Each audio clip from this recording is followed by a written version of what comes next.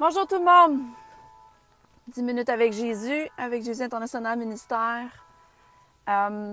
J'ai rien d'autre que la parole ce matin. Pendant que je conduisais, j'ai eu beaucoup de versets qui se sont téléchargés, downloadés que j'appelle. Et j'ai rien d'autre que la vérité. J'ai rien d'autre pour mon âme, pour mon esprit, pour mon corps et pour le corps du Christ dans cette vidéo-là, de vous donner les versets que j'ai sur mon cœur. Donc, prions ensemble et laissons cette parole-là nous transformer ce matin ou ce soir. Donc, bon matin, bonne soirée, bonne journée pour ceux qui nous écoutent à différentes heures de la journée. Amen. Merci, Père éternel, pour cette vidéo. Merci que j'ai rien d'autre que ta parole pour proclamer sur ma vie et sur ton peuple et tous ceux qui veulent entendre. Parce que Jésus a dit, tous ceux qui ont des oreilles qui puissent écouter. Donc, c'est ma prière et ma déclaration que tous ceux qui entendent ta parole puissent être transformés, renouvelés dans leur intelligence, renouvelés dans leur esprit. Merci. Que ce n'est pas par ma force, mais par ton Saint-Esprit que tout doit être partagé. En ton nom précieux, Jésus, je t'ai prié. Amen. Paix. Merci pour la paix. Peu importe ce qui se passe dans nos vies, il y a une chose qui demeure, c'est que sa parole doit être proclamée, sa parole doit être partagée. Et on doit laisser savoir par notre bouche que l'ennemi est vaincu, que notre chair est morte et que le monde n'a pas d'influence sur nous. Amen. On doit être usé comme des serpents et usé de sagesse quand il s'agit de nos vies, surtout en termes d'obéissance. Amen. Donc, tourne avec moi dans 2 Chroniques 7, verset 14. S'il est écrit, « Et mon peuple à qui j'ai donné mon nom », Dieu nous a donné son nom, « s'abaissera avec humilité pour être devant moi. Il priera, il me cherchera en abandonnant sa mauvaise conduite. Alors moi, du haut du ciel, je l'écouterai, je pardonnerai ses péchés et je réparerai les ruines de son pays. » Donc Dieu, c'est un Dieu de protocole. On doit d'abord venir devant lui avec humilité. On doit d'abord, avant de prier, avant d'ouvrir notre bouche, disposer notre cœur avec humilité. Et de décider dans la repentance d'abandonner nos mauvaises conduites, nos mauvaises pensées. Ça peut être une pensée sexuelle, ça peut être quelque chose que tu as vraiment une résistance à payer ta dîme, tes offrandes. Ça peut être n'importe quoi, du non-pardon dans ton cœur. Peu importe. Ce qui est contraire à la parole, qui est dans ton esprit, tu dois dealer avec et te détourner de ça. Pour qu'ensuite, du haut du ciel, que Dieu t'écoute, qui te pardonne tes péchés et qui répare les ruines de ton pays, c'est-à-dire tout à propos de toi. Si tu es dans l'attente de promesses en ce moment, je suis ici pour te dire et pour déclarer sur ma vie qu'avec humilité, on confesse, on se repent et on le sait, la bonne nouvelle que Dieu nous pardonne et répare toutes les ruines afin qu'on puisse entrer dans nos destinées et s'approprier de ce que Dieu a pour nous et de ne pas laisser rien, le monde, la chair ou l'ennemi. Parce que la vérité, c'est que c'est toujours la chair qui ouvre la porte à l'ennemi. De 3/4 du temps ou sinon 95% du temps.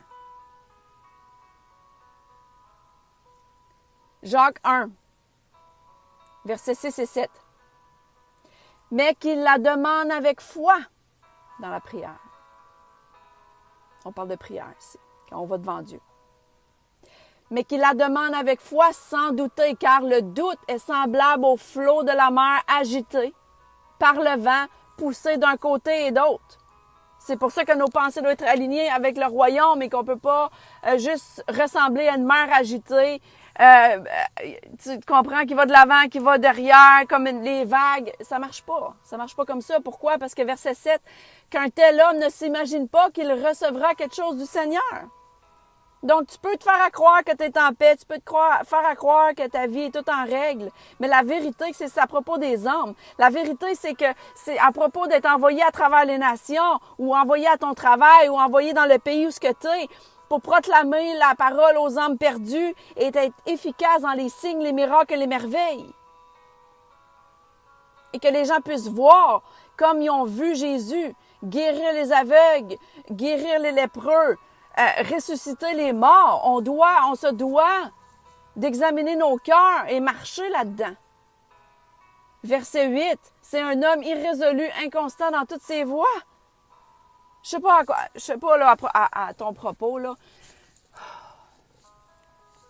Il y a une bonne nouvelle à ça, là. J'y en viens. 3 autres versets. I'm so done d'être inconstante dans certaines voies et de ne pas aligner et m'assurer dans le calme, dans la paix, de toujours obéir aux voies du Seigneur avec le Saint-Esprit. Amen. Matthieu 10. Matthieu 10, 22. Tout le monde vous détestera à cause de moi. Là, c'est Jésus qui parle. Mais celui qui résistera jusqu'à la fin, Dieu le sauvera. Il y a un mensonge en ce moment dans le corps du Christ qui dit « Sauver un jour, sauver toujours ». C'est pas vrai.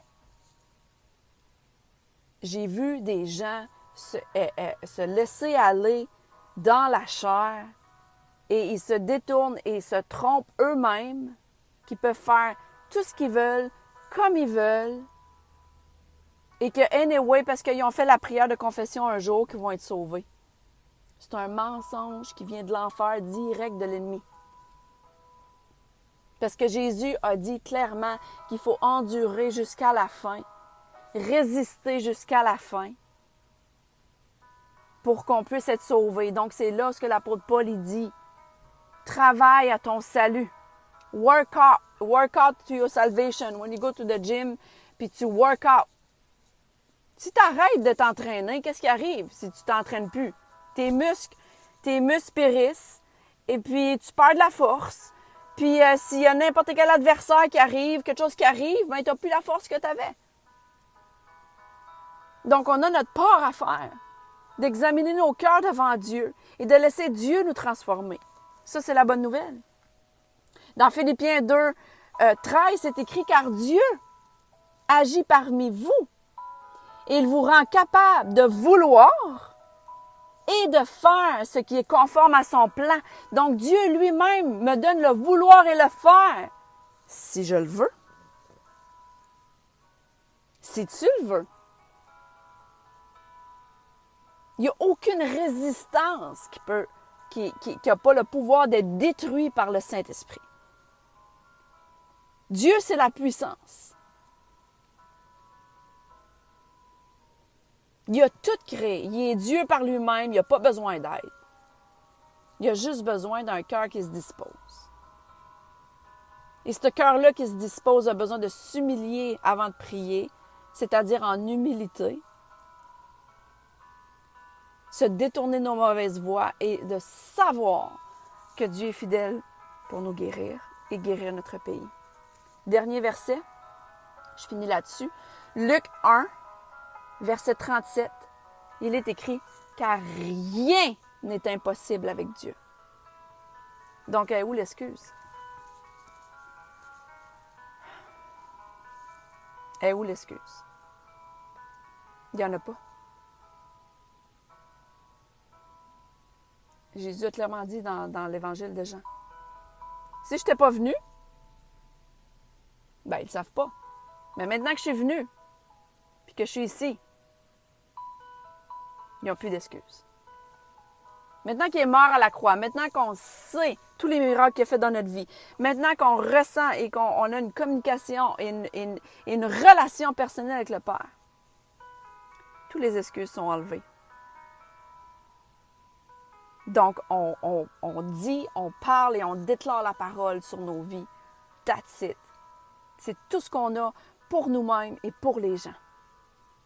Notre chair a été crucifiée avec Christ, elle n'a plus de pouvoir sur nous. C'est plus nous qui vivons, c'est Christ qui vit en nous, Galates 2:20. Jésus a vu Satan tomber comme un éclair, donc il est sous nos pieds. Pas d'excuses là non plus. Et on se doit de garder notre cœur avec le monde, avec leurs principes qui sont anti-bibliques, qui est l'esprit d'Antichrist lui-même. Donc, ayez le discernement. C'est mon 10 minutes pour Jésus aujourd'hui. That's it. That's it. J'ai reçu une vérité hier qui a transformé ma vie. Et ce matin, pendant que je conduisais, c'est tous les versets qui me se sont venus. Et je vais juste choisir d'obéir et de vous donner la parole. Et de me la donner en premier. C'est ce qu'on fait quand on parle. On s'attire tout le royaume, tout le supernaturel. Amen. Donc, soyez prêts pour votre destinée. Rien n'est impossible à Dieu. Amen. Je vous aime. À bientôt. Bye bye.